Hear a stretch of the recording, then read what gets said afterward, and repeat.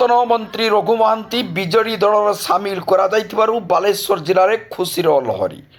ରାଜ୍ୟସଭା ନିର୍ବାଚନରେ କ୍ରସ୍ ଭୋଟିଂକୁ ନେଇ ବସ୍ତା ବିଧାୟିକା ବିଜୁ ଜନତା ଦଳରୁ ନିଲମ୍ବନ ପରେ ବସ୍ତା ନିର୍ବାଚନ ମଣ୍ଡଳୀ ବିଜୁ ଜନତା ଦଳ ମୁରବୀବିହୀନ ହୋଇପଡ଼ିଥିଲା। ସାଂସଦ ପ୍ରାର୍ଥିନୀ ରେଖାଶ୍ରୀ ସାମନ୍ତସିଂହାର ନେତୃତ୍ୱରେ ସିମୁଳା ବିଧାୟକ ଜ୍ୟୋତିପ୍ରକାଶ ପାଣିଗ୍ରାହୀ, ଜଳେଶ୍ୱର ବିଧାୟକ ଅଶ୍ୱିନୀ କୁମାର ପାତ୍ର, ରେମୁଣାର ପୂର୍ବତନ ବିଧାୟକ ସୁଦାମ ପରିଡ଼ା, ପୂର୍ବତନ ସଦର ବିଧାୟକ ସ୍ୱରୂପ ଦାସ ପ୍ରମୁଖ ବାରମ୍ବାର ବସ୍ତା ନିର୍ବାଚନୀ ମଣ୍ଡଳୀର ସ୍ଥିତିକୁ ଅନୁଧ୍ୟାନ କରି ପୂର୍ବତନ ମନ୍ତ୍ରୀ ରଘୁନାଥ ମହାନ୍ତିଙ୍କୁ ଦଳରେ ମିଶାଇବାକୁ ନିଷ୍ପତ୍ତି ନେଇଥିଲେ ଏବଂ ଯୋଜନାବଦ୍ଧ ଭାବେ ଆଜି ନବୀନ ନିବାସରେ ରଘୁ ମହାନ୍ତିଙ୍କୁ ବିଜୁ ଜନତା ଦଳରେ ସାମିଲ କରାଯାଉଛି। କିଛିଦିନ ଧରି ଅନେକ କଳ୍ପନା ପରେ ଆଜି ଘର ବାହୁଡ଼ା ହେବେ ପୂର୍ବତନ ମନ୍ତ୍ରୀ ରଘୁନାଥ ମହାନ୍ତି।